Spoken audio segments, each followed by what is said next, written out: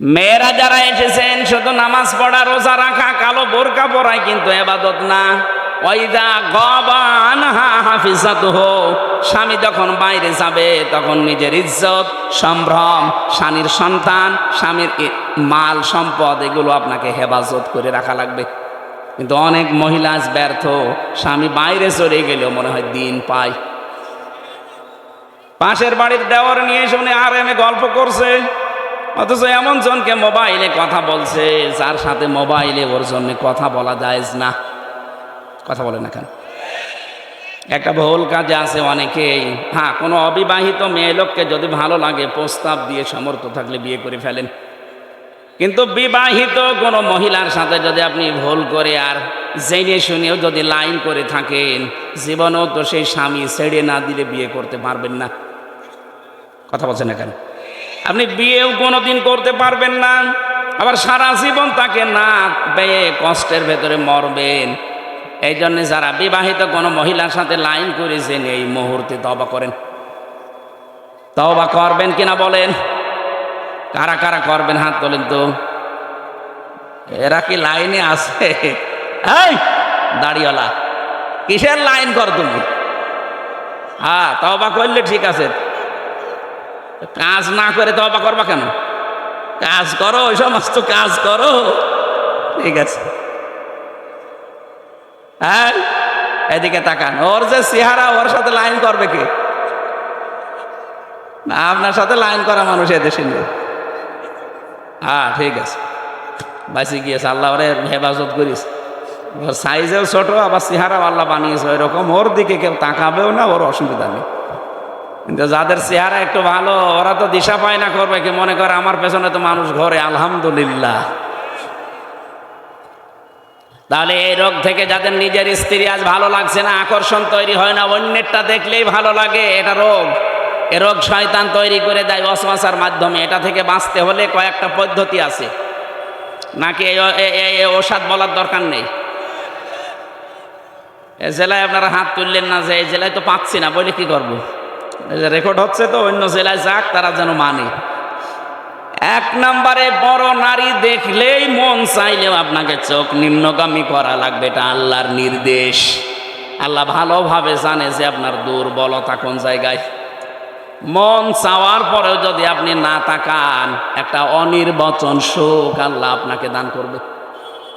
কি বললাম শব্দটা? অনির্বচন সুখ, বাংলা শব্দ এটা। এটা কেমনে তৈরি হয়? এই যে বাচ্চারা, পাখির বাচ্চা, খাপের খাপ, মমতাজের বাপ মিলে যাচ্ছে। আপনি একটু দেখেন তো মেলে কিনা। আল্লাহ পাক বলেন, ফাতিলকা বুয়ুতুহুম খাবিয়াতাম বিমা যালামু। এখানে আলেম নেই, ফা দিয়ে আরম্ভ করলেন আল্লাহ বক্তব্যটা। আল্লাহ বলেন ফাতিলকা বুয়ুতুহুম, বাইতুন দেননি, বুয়ুত বহু বচন, এরপরে হুম এটা জমির, এইটাও বহু বচন।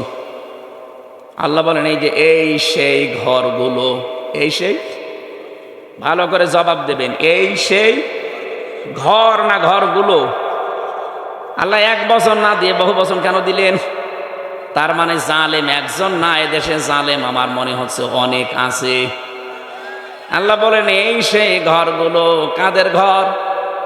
জালেমদের। কাদের?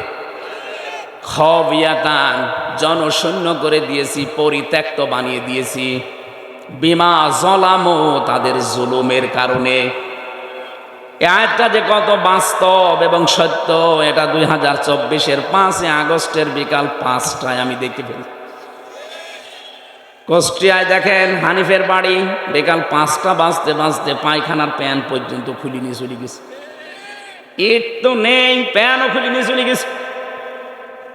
এখন হয়ে গেছে ওটা জাতীয় টয়লেট, মানুষজন যায় আর ওখানে পায়খানা প্রসাব করে।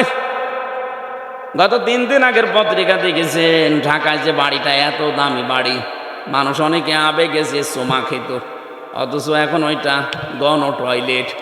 মানুষ বিভিন্ন জন যাচ্ছে, একবারে 8 জন 10 জন করে বিভিন্ন দিকে ইঞ্জিন দিয়ে প্রসাব করছে। আপনি পেপারে দেখলেন। কাবা শরীফ তাওয়াফ করছিলাম একবার 16 সালে, 7 চক্কর দিলাম, বেশ ভালোই লাগছিল। হঠাৎ উপরে গেলাম, যে দেখি পেটে ব্যথা করছে। পুলিশকে ডাক দিয়ে বললাম, ইয়া সাদেক তাল, এদিকে আসেন। কি এতক্ষণ তো ভালোই লাগছিল, হঠাৎ আমার পেটে ব্যথা করছে, এখানে ফার্মেসি কোথায়? পুলিশ আমারে বলে, ইয়া হাজি ওল হজ্জাত আইনা বিলাদুকা, ও হাজি দেশ কোথায়? জি তুমিন বাংলাদেশ, বাংলাদেশ থেকে এসেছি। ওর ভাষা দিয়ে আমারে বলছে, হাজি আপনি জানেন না এটা কোন জায়গা? না তো। আবু জহেলের বাড়ি। আপনি এখনো পায়খানা না করে দাঁড়িয়ে আছেন, তাড়াতাড়ি করেন। পায়খানা করে দেখে আমার পেটের ব্যথা ভালো হয়ে গেছে। আল্লাহ যেন আমাকে জানাতে চাচ্ছি, হামজা এত টাকা খরচ করে আসলে আর শয়তানের মুখে পায়খানা না করে চলে যাবা, তাড়াতাড়ি করো। আমার তো মনে হচ্ছে এই 15.5 বছরে জুলুমের যে মাত্রা, আমি তো কিছুটা টের পেয়েছি। কি জুলুম করেছে বলেন তো, এই যে গুম খুন আর আয়না ঘর দিয়ে কত মানুষকে আমি পেয়েছি ওই মাটির নিচে। আমিও 10 দিন ছিলাম, দেখেছি 2 বছর 5 বছর 7 বছর 8 বছর 10 বছর 14 বছরের মানুষ নাকি ওখানে আছে। মুফতি ফখরুল সাহেব আমার সাথে ছিল, মাঝে মাঝে আমার এসে বলতো, হামজা কি করে তোমার সাথে আমি জানি না। তো আবার আমার এই যে পায়ের ভেতর দিয়ে এভাবে হাত দিয়েছে, এইভাবে সামনে যে লোহার ব্যারিকেড দেওয়া আছে ওর সাথে হাত হ্যান্ডকাপ দিয়ে আটকিয়ে দিয়েছে, আবার টান দিলে কেটে যায়, খুব ধার ওইটাই, নড়াচড়াও করতে পারি না। 24 ঘন্টা এভাবে 1-2 মিনিট না, বছরের পর বছর আমি এভাবে বসে আছি। এই যে শুয়ে থাকা, এটা যে কত বড় নিয়ামত এখন আমি টের পাচ্ছি। 1.5 থেকে 2 মিনিট মাত্র সময় দিত টয়লেট করার জন্যে। সকালে কয়েকটা পচা ছোলা দিত, দুপুর বেলায় 1 মুঠ ভাত দিত, তাও মনে হচ্ছে কেউ মাখিয়ে দিয়েছে। এত বড় বড় নখ হয়ে গেছে কারো কারো, চুল দাড়ি গোপ দেখলে মনে হচ্ছে জঙ্গল থেকে বেরিয়ে আসতেছে। এত কঠিন পরিস্থিতি, আমি তো তাও কঠিন জায়গায় ছিলাম না, আমি তো নর্মাল জায়গায়। শুনেছি এর চাইতেও ভয়ঙ্কর জায়গা ওর ভেতরে আরো আছে, বিশাল সুড়ঙ্গ করে, তাও এটা ডিবি অফিসে। আর যেটা মিলিটারিরা চালায়, যেটা আর্মিরা, ওটা আরো কঠিন। ওখানে কেউ 8 বছর 10 বছর 14 বছর পড়ে আছে, কেউ দুনিয়ায় জানেই না।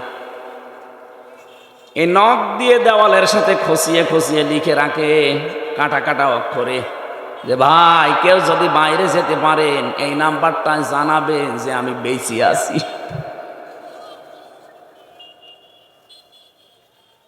এই জুলুম যারা করেছিলেন এই 15 বছর 15.5 বছর ধরে, আপনি বলেন তো কোথায় পৌঁছিয়েছিলেন? এখনো পর্যন্ত অনেক জালেম দেখছি, জালেমদের সাফাই গা যে কি করেছে যে তার পালিয়ে যাওয়া লাগলো। শয়তান, তোমার সাথে তো হয়নি, তুমি টের পাচ্ছ না। তোমার বাবার সাথে যদি এটা হয়তো তুমি টের পেত। কত মানুষ 15 বছর ঘরে থাকতে পারে নাই, গাছতলায় বাঁশতলায় ধানের খেতে আখের খেতে সময় কাটিয়েছে। এই কথা বলছেন না, কিচ্ছু জানে না, ভালো মানুষ ঘরে ঘুমিয়ে আছে, ঘুম থেকে উঠে দেখছে হাজত খানায়। কি গো তুই গাছ কেটেছিস কখন? স্বপ্নে। আমি কি বানিয়ে বললাম? এটা হয়নি, নিজেই ধরিয়ে দেয়, নিজেই ছাড়িয়ে দেয়। মাঝখান থেকে 1-2 লাখ টাকা আল্লাহর রাস্তায় নিয়ে নেয়। কি চলছিল বলেন তো? আমাকে ধরার পরে বলছে 10 লাখ টাকা দেন, নাই তো 50টা মামলা দেব। কেন? মামলা কি বানাবেন? সব বানানো আছে, শুধু নাম লিখে দেব। কি দেশে বাস করতাম আপনি টের পাচ্ছেন? এই ছিল নাকি আইনের শাসক?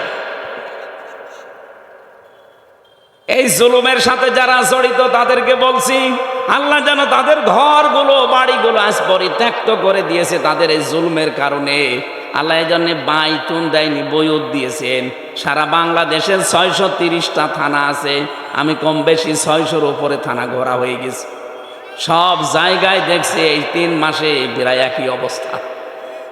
কুষ্টিয়ার হানিফের বাড়ি তো নিজে বললাম, কয়েকদিন আগে দিনাজপুরে গিয়েছিলাম, কি দাপট ছিল তার বাড়ি পর্যন্ত এখন পায়খানা হয়ে গেছে। ভূত জিনও যায় না, ভয় না গেলে আবার প্রসাব করে কিনা। আমার মনে হচ্ছে কাবার চত্বরে আবু জেহেলের বাড়ি যেখানে, ওখানে যেমন আমার পেটের ব্যথা ভালো হয়ে গেছে, এদেশে অনেকের এখন দেখছি পেটে ব্যথা হচ্ছে, এই জন্য ওখানে যে জালেমদের বাড়িতে টয়লেট করছে। তাহলে এখানে আমাদের শিক্ষা কি? এর পরের শব্দে আল্লাহ এটা দিয়েছেন, ইন্নাফি যালিকা লায়াতাল লিকাউমিন ইয়ালামুন। রব্বুল আলামিন বলেন এখানে লামে তাকিদ আছে, যারা আরবি জানে তাদেরকে জিজ্ঞাসা করেন কত কঠিন শব্দ এটা।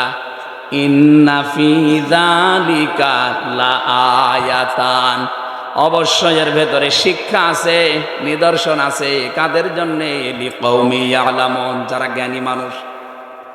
তাহলে আমাদের এখান থেকে নেওয়া লাগবে আজকে, আগামীতে যারা যাবে তারা যেন জালেম না হয়। যদি জালেম হয় তাদের বাড়ি ঘরও কিন্তু এরকম ওজাড় গৃহ হয়ে যাবে।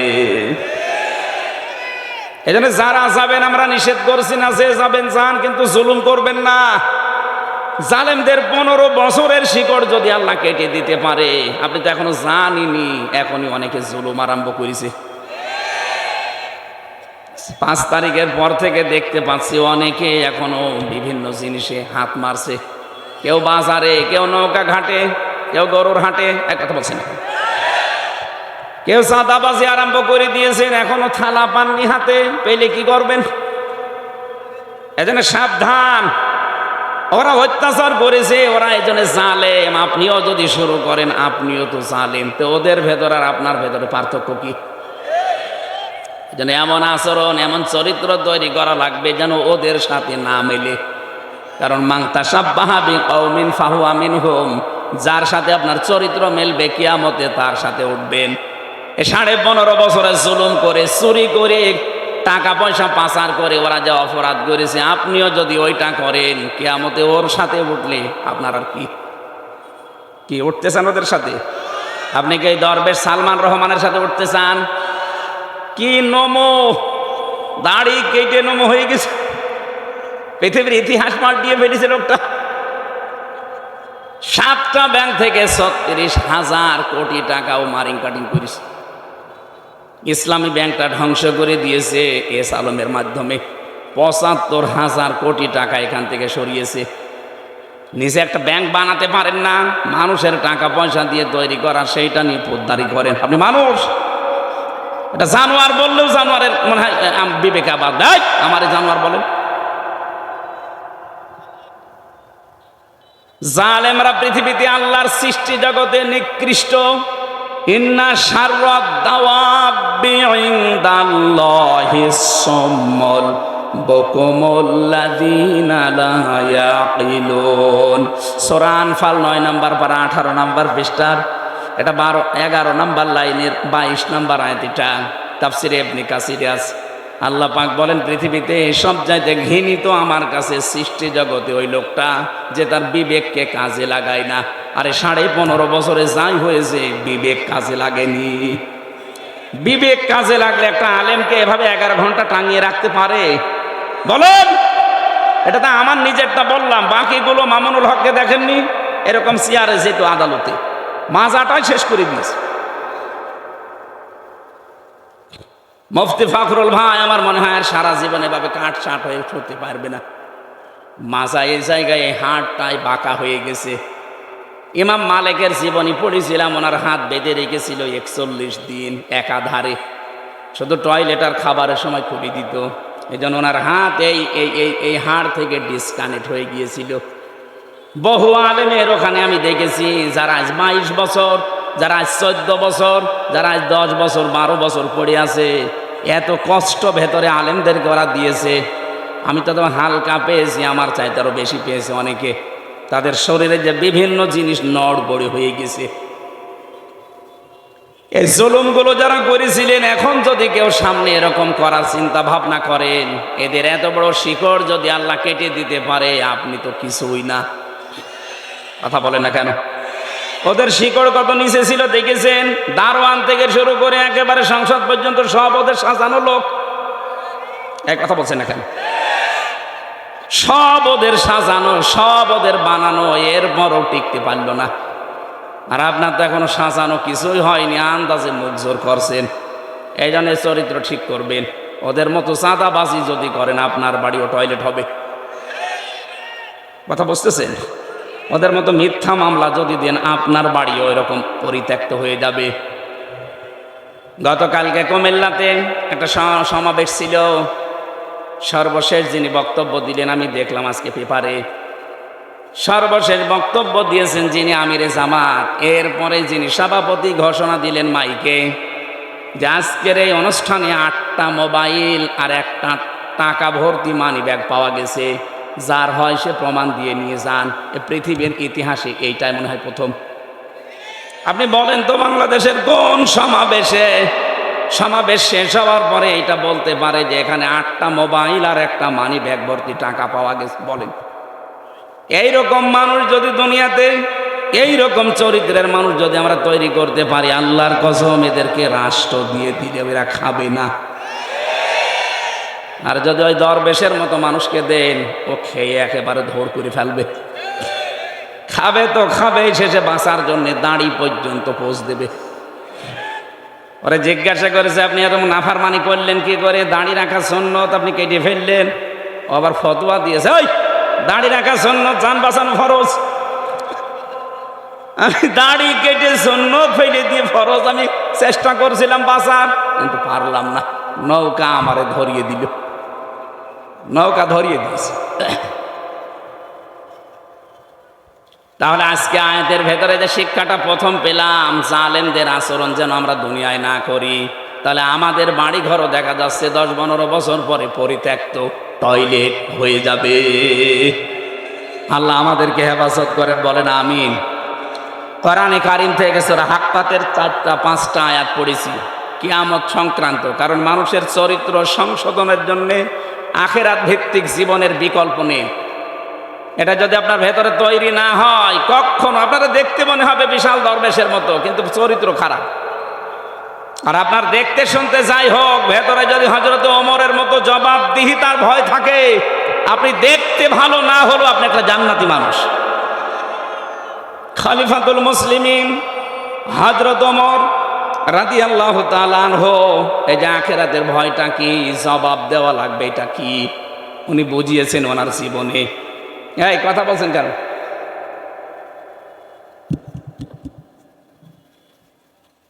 ছেলে তারা আব্দুল্লাহ নাম, ভর্তি করলেন মাদ্রাসায়। হযরতে আলী ওই সময় দেশের প্রধান বিচারপতি, তিনিও ছেলে দিলেন মক্তব মাদ্রাসায়।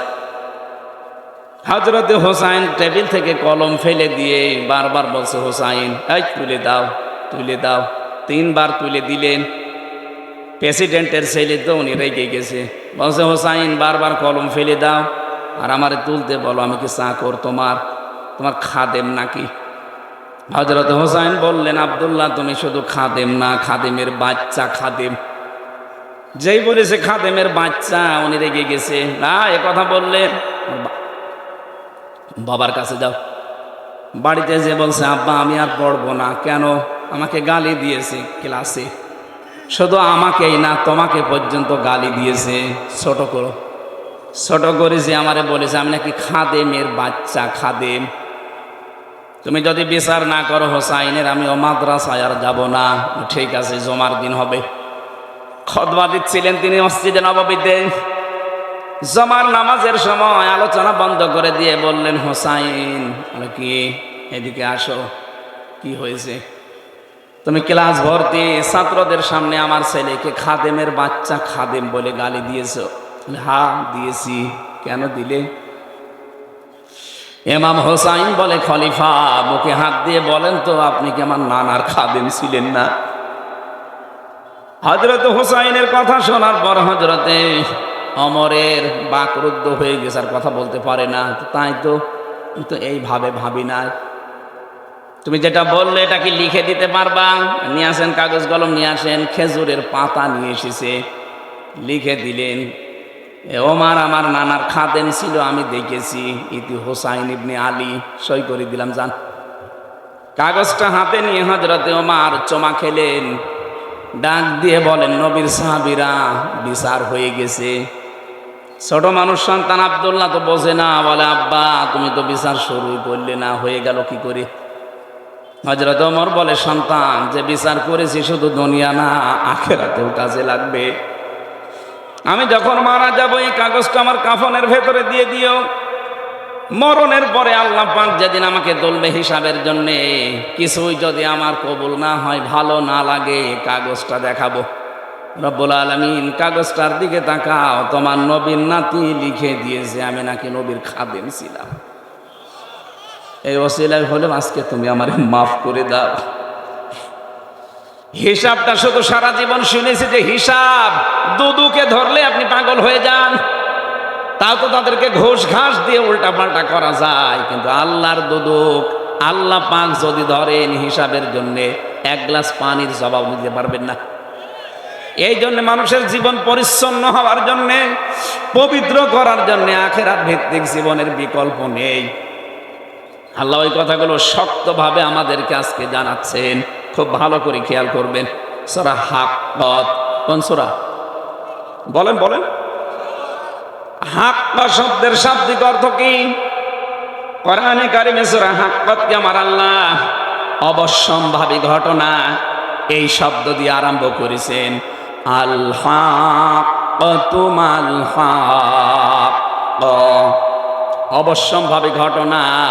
কি সেই অবশ্যম্ভাবী ঘটনা? আল্লাহ যেন নিজেই এবার প্রশ্ন দিচ্ছেন, মা আদরাকা মাল হাক্কা। হে নবী, আপনি কি জানেন কি সেই ঘটনা? কাযযাবাত সামুদ ওয়া আদুম বিল কারিয়া। সামুদ এবং আদ এই দুই জাতি এই অবশ্যম্ভাবী ঘটনা, যেটা তার মানে কিয়ামত, এইটাকে তারা মিথ্যা প্রতিপন্ন করেছিল। বাদ দেন, এটা মরে যাব, এইটাই তো শেষ, এরপরে আবার ওঠা লাগবে, আবার জবাব দেওয়া লাগবে। কিসের অবান্তর কথাবার্তারা বলেন। নবীজি বলেন এই কথাগুলো তারা বলেছিল আদ আর সামুদ। আপনার উম্মতদেরকে এবার দেখেন, ফাম্মা সামুদ ফাউহলিকু বিত্তাগিয়া। আমি আল্লাহ এই কারণে এই সামুদ জাতিকে তাদের জায়গা থেকে একেবারে এই অবাধ্যতার কারণে, সীমা লঙ্ঘনের কারণে আমি আল্লাহ ধ্বংস করে দিয়েছি। কিয়ামতের কথা আল্লাহ আমাদেরকে যে শক্তভাবে বোঝাচ্ছেন, এটা অবশ্যম্ভাবী ঘটনা, এটা বিশাল আওয়াজ। কি বারবার এগুলো বারবার বলার দরকার কি? একবার বললে কি হয়ে যেত? আল হাক্কাতু মাল হাক্কাতু ওয়া মা আদরাকা মাল হাক্কা। রব্বুল আলামিন বলেন, শব্দটা আমি বলেছি এত কঠিন, এটার বিশ্বাস যত দৃঢ় হবে মানুষের ভেতরে, তার জীবন তত বেশি পরিচ্ছন্ন হবে। আপনি আজকে থেকে আরম্ভ করেন যে আমাকে কিন্তু জবাব দেওয়া লাগবে একজনের সামনে দাঁড়িয়ে, আর এমন জনের সামনে আমি দাঁড়াবো উনি আমার আগে পেছে সামনে সব কিছুই জানেন। এটা শুনতে যত সহজ মনে হচ্ছে, এ বাস্তবে নিয়ে যাওয়া কিন্তু অত সহজ না। আপনি নিয়ে যান, একটা ছবি তৈরি করে এভাবে সাজান যে আমি কিন্তু এখন সত্যি শেষ, আমারে দাঁড়ানো লাগবে। আল্লাহর সামনে যদি সত্যি আমি এখন দাঁড়িয়ে পড়ি, আমার যা জীবন, আমার কি সত্যি জবাব দেওয়ার মতো কায়দা আছে? কোরআনে কারীম জানিয়েছে আল্লাহ যে বিচার ব্যবস্থা তৈরি করবে, আল্লাহর বিচার ব্যবস্থায় কোন রকমের অবিচার বলতে কিছু না। আপনারা জবাব দিচ্ছেন না। আল্লাহর বিচারে কোনো অবিচার? আরো জোরে বলেন, আল্লাহর বিচারে ন্যায় বিচার না। না, ভালো করে শুনবেন, আমি তো এই জন্য বলছি কান লাগান। আল্লাহর বিচারে যেমন অবিচার নেই, আল্লাহর বিচারে ন্যায় বিচার যদি করে আপনি বাঁচবেন না। ন্যায় বিচার করলে কেউ জান্নাত যাবে না। অবিচার তো নেই, ন্যায় বিচার করলেও জান্নাত পাবেন না। পাবেন কি করে? আল্লাহ পাক যদি কাউকে নিজের ইচ্ছায় ক্ষমা করে দেয়, ওই লোকটাই শুধু জান্নাত পাবে। এই জন্য নবীজি প্রতিদিন 99 থেকে 100 বার করে তিনি পড়তেন, আল্লাহুম্মা হাসিবনি হিসাবা ইয়াসিরা। আল্লাহ তুমি যাই করো অন্তত আমার হিসাবটা সহজ করে দিও। এটা যত বেশি আপনার কাছে পরিষ্কার লাগবে, যত বেশি পরিচ্ছন্ন মনে হবে যে না এরকম একটা সামনে আসতেছে, আপনার দ্বারা তত অন্যায় কাজ ছেড়ে দেওয়া সহজ হবে। এটা তো নিজের ব্যাপার, আমি না খেয়ে মরবো কিন্তু আমি অবৈধ জায়গায় হাত বাড়াবো না। আমার এই চোখ দিয়ে যেটা নিষেধ দেখা আমি দেখব না। 14 জন নারী বাদ দিয়ে পৃথিবীর কোন নারীর দিকে লোলুপ দৃষ্টিতে তাকানো জায়েজ নেই। কয়জন বলেন বলেন? 1 নম্বরে আপনার মা, 2 নম্বরে আপনার আপন মেয়ে, 3 নম্বরে আপনার আপন ফুফু, 4 নম্বরে আপনার আপন খালা, এরপরে আপনার ভাইয়ের মেয়ে, বোনের মেয়ে, আপনগুলো, এরপর আপনার পুত্রবধূ। 14 জনের নাম আমি তাফসিরে পেয়েছি। এদের সাথে দেখা করা জায়েজ আছে, কিন্তু তাদের মুখমণ্ডল, হাতের কবজি আর পায়ের পাতা এগুলো খোলা রাখা এই 14 জন মহিলার জায়েজ আছে আমার সামনে। প্রথমে কার? মা। বলেন না কেন? এরপরে ফুফু।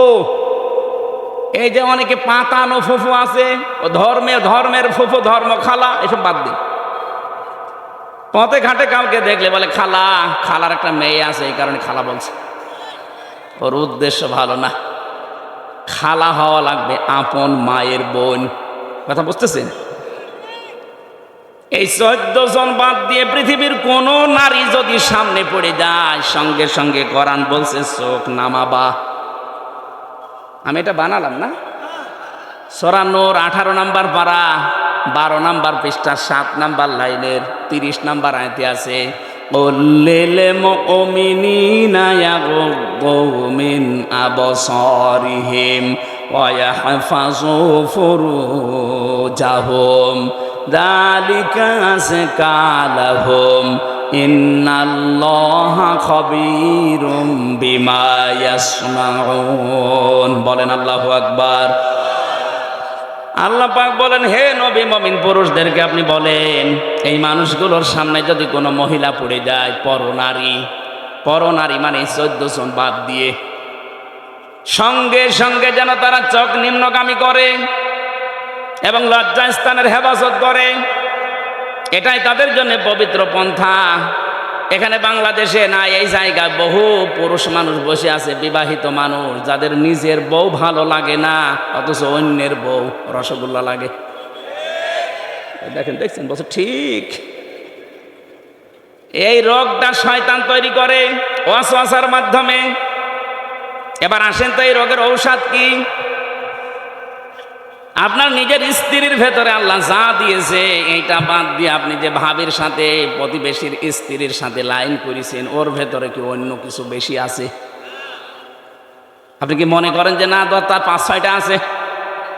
তার ভেতরে যা আপনার স্ত্রীকে আল্লাহ তাই দিয়েছে, অথচ নিজের স্ত্রীর প্রতি কোনো আকর্ষণ নেই, ভালোবাসা নেই, মন থাকে না, শুধু মন টেনে চলে যায় ভাবির দিকে। এরকম রোগে কারা আছেন একটু হাত তোলেন তো। আমার মনে হয় এই এলাকায় সব ওয়াজ করা ঠিক না, এরকম আল্লাহর ওলি বসে আছে। এরকম রোগের রোগী দেশে নেই। কথা বলে না কেন? মেয়েরা যারা এসেছেন শুধু নামাজ পড়া, রোজা রাখা, কালো বোরকা পরায় কিন্তু ইবাদত না। ওয়াইদা গাবা আনহা হাফিজাতুহু, স্বামী যখন বাইরে যাবে তখন নিজের ইজ্জত, সম্ভ্রম, স্বামীর সন্তান, স্বামীর মাল সম্পদ এগুলো আপনাকে হেফাজত করে রাখা লাগবে। কিন্তু অনেক মহিলা আজ ব্যর্থ, স্বামী বাইরে চলে গেলেও মনে হয় দিন পায়। পাশের বাড়ির দেওয়ার নিয়ে শুনে আরামে গল্প করছে, অথচ এমন জনকে মোবাইলে কথা বলছে যার সাথে মোবাইলে ওর জন্য কথা বলা জায়েজ না। কথা বলে না কেন? একটা ভুল কাজে আছে অনেকেই। হ্যাঁ, কোনো অবিবাহিত মেয়ে লোককে যদি ভালো লাগে, প্রস্তাব দিয়ে সমর্থ থাকলে বিয়ে করে ফেলেন। কিন্তু বিবাহিত কোনো মহিলার সাথে যদি আপনি ভুল করে আর জেনে শুনেও যদি লাইন করে থাকেন, জীবনেও তো সেই স্বামী ছেড়ে না দিলে বিয়ে করতে পারবেন না। কথা বলছেন না কেন? আপনি বিয়েও কোনোদিন করতে পারবেন না, আবার সারা জীবন তাকে না পেয়ে কষ্টের ভেতরে মরবেন। এই জন্যে যারা বিবাহিত কোনো মহিলার সাথে লাইন করেছেন, এই মুহূর্তে তওবা করেন। তওবা করবেন কিনা বলেন? কারা কারা করবেন হাত তোলেন তো। এরা কি লাইনে আছে? এই দাড়িওয়ালা, কিসের লাইন কর তুমি? হ্যাঁ, তওবা করলে ঠিক আছে, কাজ না করে তওবা করবা কেন? কাজ করো, ওই সমস্ত কাজ করো, ঠিক আছে। হ্যাঁ, এদিকে তাকান, ওর যে চেহারা, ওর সাথে লাইন করবে কে? না, আপনার সাথে লাইন করা মানুষ এদেশে নেই। হ্যাঁ ঠিক আছে, বাঁচি গিয়েছে, আল্লাহ ওরে হেফাজত করিস। ওর সাইজেও ছোট, আবার চেহারাও আল্লাহ বানিয়েছে ওই রকম, ওর দিকে কেউ তাকাবেও না, ওর অসুবিধা নেই। কিন্তু যাদের চেহারা একটু ভালো, ওরা তো দিশা পায় না করবে কি, মনে করে আমার পেছনে তো মানুষ ঘরে, আলহামদুলিল্লাহ। তাহলে এই রোগ থেকে যাদের নিজের স্ত্রী আজ ভালো লাগছে না, আকর্ষণ তৈরি হয় না, অন্যেরটা দেখলেই ভালো লাগে, এটা রোগ। এ রোগ শয়তান তৈরি করে দেয় ওয়াসওয়াসার মাধ্যমে। এটা থেকে বাঁচতে হলে কয়েকটা পদ্ধতি আছে, নাকি এই ওষুধ বলার দরকার নেই? এ জেলায় আপনারা হাত তুললেন না যে এই জেলায় তো পাচ্ছি না, বলে কি করবো? রেকর্ড হচ্ছে তো, অন্য জেলায় যাক, তারা যেন মানে। এক নম্বরে, বড় নারী দেখলেই মন চাইলেও আপনাকে চোখ নিম্নগামী করা লাগবে, এটা আল্লাহর নির্দেশ। আল্লাহ ভালোভাবে জানে যে আপনার দুর্বলতা কোন জায়গায়। মন চাওয়ার পরেও যদি আপনি না তাকান, একটা অনির্বচন সুখ আল্লাহ আপনাকে দান করবে। কি বললাম শব্দটা? অনির্বচন সুখ, বাংলা শব্দ এটা।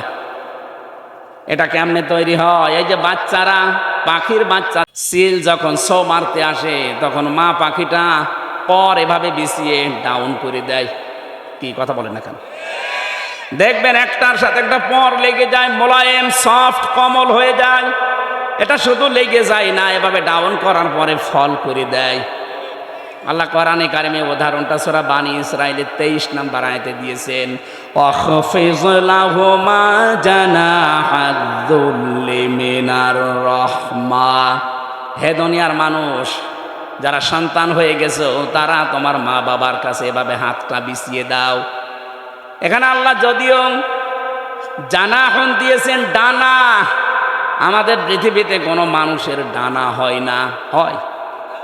আমাদের হয় হাত। হাতের আরবি শব্দ ডানা না, হাতের আরবি শব্দ জানাহন না, হাতের আরবি শব্দ ইয়াদুন, আদুদা, আইন দোয়া দাল। আল্লাহ আদুদাও দেয়নি, ইয়াদুনও দেয়নি, দিয়েছে জানাহন। কেন? আমাদের তো ডানা নেই, ডানা হয় পাখির। কার? পাখির ডানা হাওলাত করে আল্লাহ আমাদের লাগিয়ে দিলেন কেন? কারণ পাখির যে ডানা, এর ভেতরে নরম কিছু পাওয়া যায়। এই যে পরগুলো পাবেন, পালক, এত সফট, এত কোমল, এত মোলায়েম, একটার সাথে আর একটা লাগবে। এর নিচে যখন বাচ্চারা আশ্রয় নেবে, এই পলকের নিচে দেখবেন ছোট ছোট কুয়াগুলো আছে, এত নরম। এটা একটার সাথে আর একটা লাগার কারণে নিচ দিয়ে যেগুলো ঝরে যায়, ওই বাচ্চাগুলো নিচে যাওয়ার পরে ওদের মাথায়, ওদের চোখে, বিভিন্ন জায়গায় যখন লাগে, একটা আলাদা শান্তি।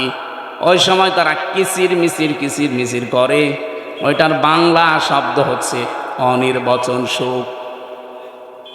আল্লাহ এখানে বোঝাতে চেয়েছেন, ও হামজা, দুনিয়ায় তোমার মা বাবা যতদিন বেঁচে আছে, তোমার হাতটা খরচের হাত বলো, সেবার হাত বলো, এমন কায়দায় মা বাবার সামনে বিছিয়ে ধরবা, অন্তত তারা যেন মনে করে আমার হামজা থাকতে আমাদের আর কোনো চিন্তা নেই। বলেন সুবহানাল্লাহ। নওগাঁবাসী বিবেক দিয়ে বলেন তো, আমাদের মা বাবা কি আমাদের ওপরে ভরসা করতে পারছে? না। আজ অধিকাংশ মা বাবা সন্তানের ওপরে ভরসা করতে পারে না। মনে করে সন্তান বিয়ে দিলে আমাকে পর করে দেবে, হয় আমাকে আলাদা করে দেবে, নাই বৃদ্ধাশ্রমে দিয়ে দেবে। কথা বলেন না কেন? এটা মনে করার কারণ হচ্ছে, আজ অধিকাংশ পরিবারের সন্তানও কিন্তু চায় না যে মা বাবাকে আমি আলাদা করে দেই, বৃদ্ধাশ্রমে রেখে আসি, বাড়ি থেকে তাড়িয়ে দেই না।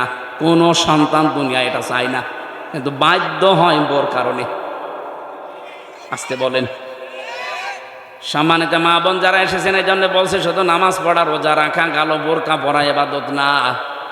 আপনি স্বামীর মা বাবাকে নিজের মা বাবার মতো আচরণ করবেন, এইটাও ইবাদত। এই ইবাদত কাজ বাংলাদেশে নেই, এই জন্য এখন জেলা এবং থানায় থানায় বৃদ্ধাশ্রম হচ্ছে।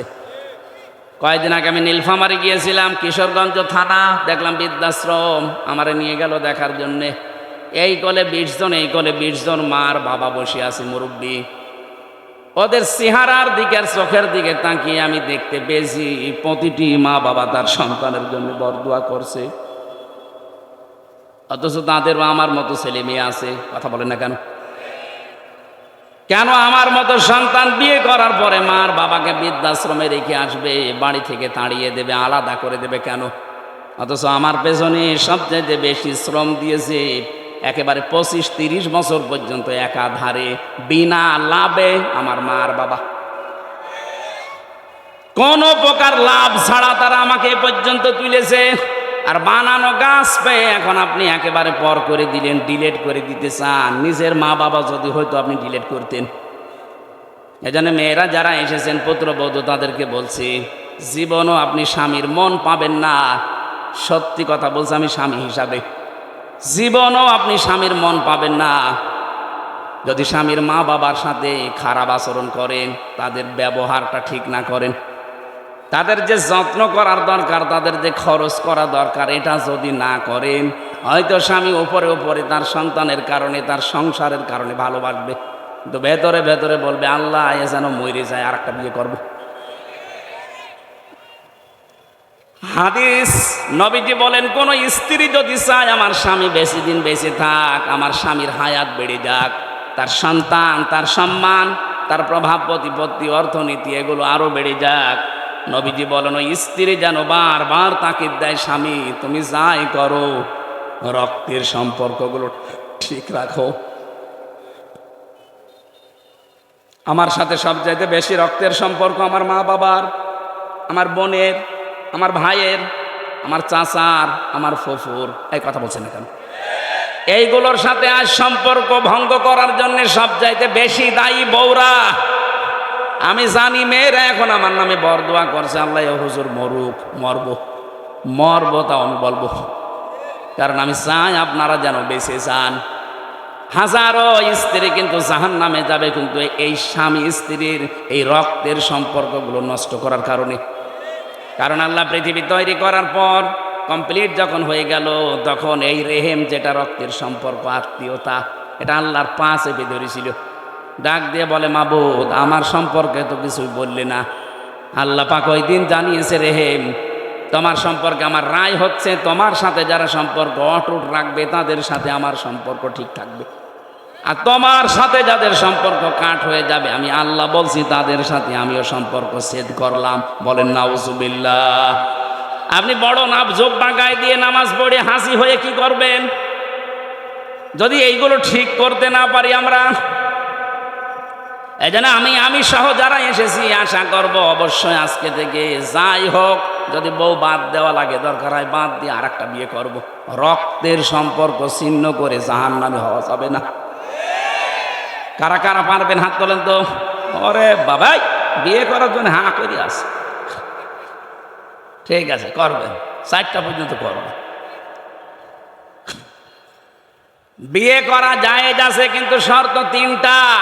শুধু সুন্দরী আর মনোমুগ্ধ পরিবেশ দেখে, টাকা পয়সা দেখে পাগল হওয়া যাবে না। 3টা বিষয় দেখা লাগবে। প্রথম বিয়ে জায়েজ, পরের গুলো জায়েজ করার নিয়ম 3টা।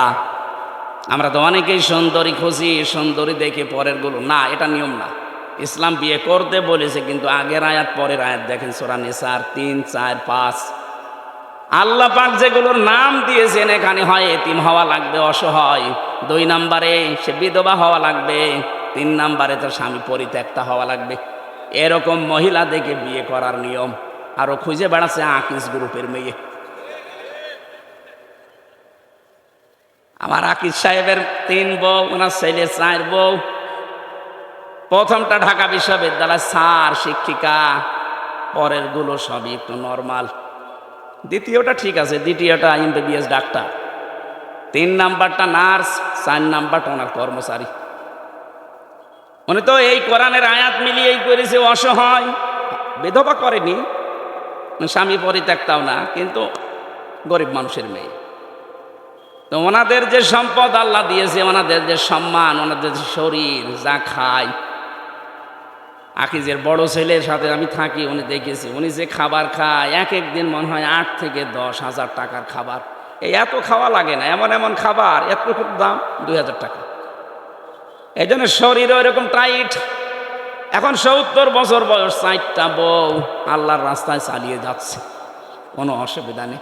অথচ আমার যে শরীর একটাই চলে না। আমি একটারে সময় দিতে পারি না। এই যে কয়দিন বের হয়েছি বাড়ি থেকে, খালি বাড়ি থেকে গেতাছে ওই তাই করে বেড়াবো।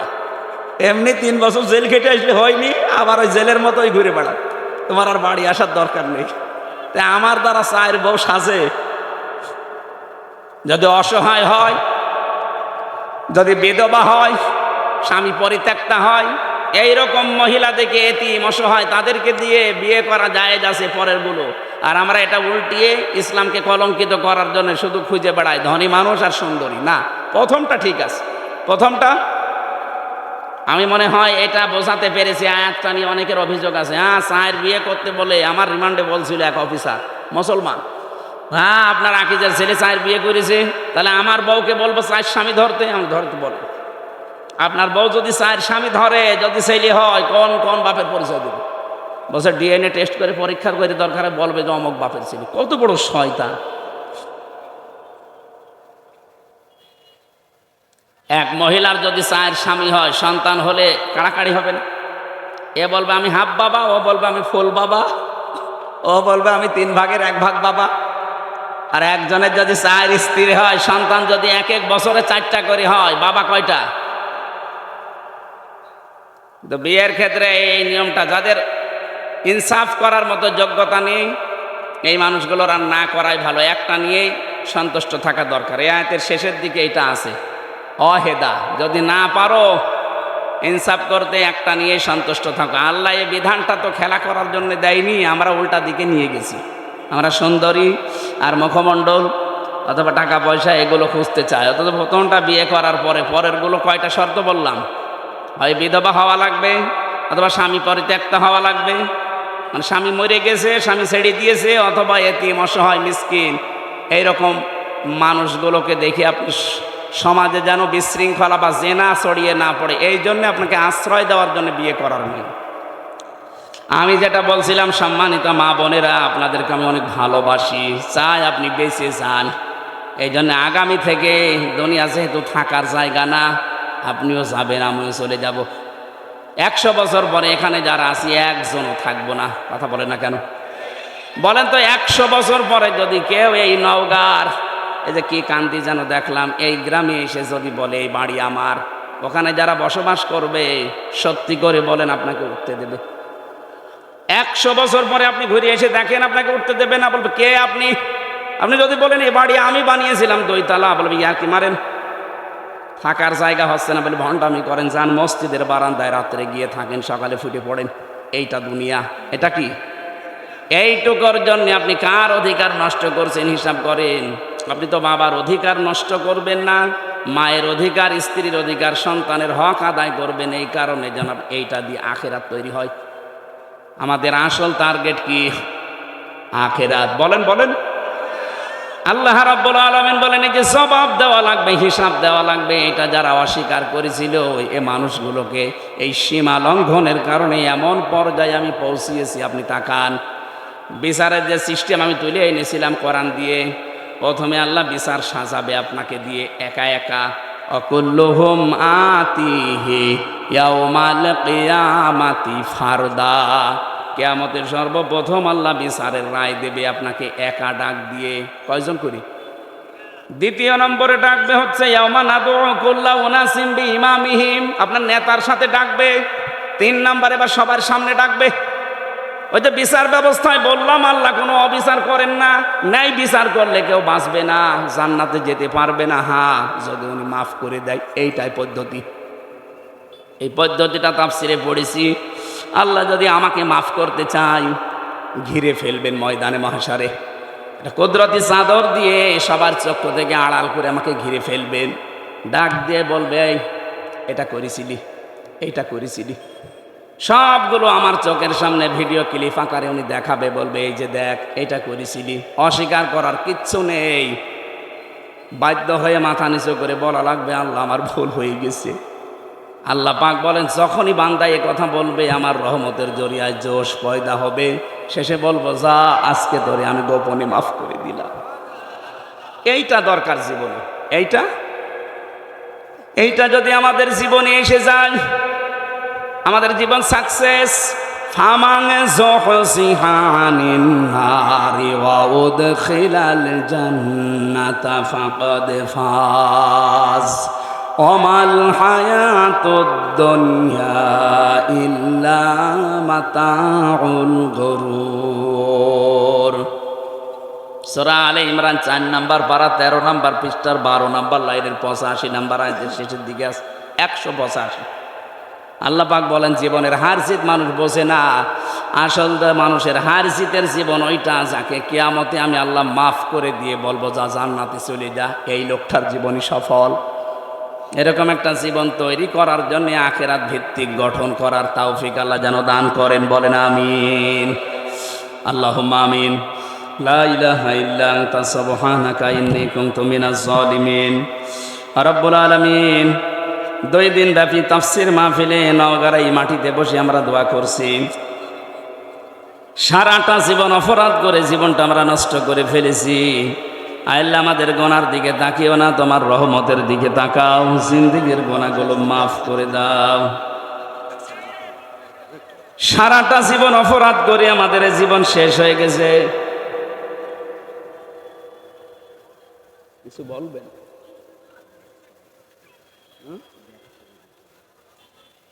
আগের থেকে একটা কিছু লিখে দিতে পারলেন না, একবার ব্যাগ ছেড়েছে আর ছাড়া যাবে না, মানুষ বিরক্ত হয়ে যাবে। খালি কালেকশন করলে তো আপনি মাহফিল এইভাবে আর দেবেন না। হ্যাঁ, ব্যাগ একবার দিল না, মজ্জেব ভাই দেবে, আবার কয়বার দেবে মানুষ? যাদের সামর্থ্য আছে যাওয়ার সময় ড্রাম দেবেন, দিয়ে যাবে। লা ইলাহা ইল্লা আনতা সুবহানাকা ইন্নী কুনতু মিনাজ জালিমিন। আল্লাহ তাআলা এই আঞ্জাম দিয়েছে যারা এই বিশাল আয়োজনে, এদের অর্থনৈতিক যে অভাব আছে দূর করে দাও। কিয়ামতে জবাবদিহিতা তৈরি করা লাগবে এরকম আচরণ, এরকম পরিবেশ আমাদের জীবনে এনে দাও রব্বুল আলামিন। মা বাপ যাদের নেই কবরে আছে এদেরকে ক্ষমা করো। কত মানুষ আমরা হাত তুলেছি, আমাদের অনেকের আপনজন হারিয়ে গেছে, আমরাও একদিন হয়তো হারিয়ে যাব। এভাবে আমাদের সন্তানেরা আমাদের জন্য দোয়া করবে রব্বুল আলামিন, তাদের দোয়াগুলো আমাদের পাথেয় বানিয়ে দিও আল্লাহ। প্রশাসনের যে ভাইগুলো এসেছে কবুল করো। এই মাহফিলের সম্মানিত সভাপতি একজন হাজি মানুষ, তাকে কঞ্জ কবুল করে নাও। প্রধান অতিথি, বিশেষ অতিথি যারা আমরা এসেছি, আমাদের জীবনটা তুমি পরিচ্ছন্ন করে দাও। এমন জীবন গঠন করার তৌফিক দাও যেন তোমার সামনে দাঁড়ানো যায়। মা বোনদেরকে পর্দা আড়ালে খাদিজার মতো, আয়েশার মতো বানিয়ে দাও। আগামীতে অনুষ্ঠানটা কোরআনের প্রচারে আরো বড় করে মঞ্জুর করো আল্লাহ। বারাকাল্লাহু লানা ওয়া লাকুম ফিল কোরআনিল আযীম। এলাকায়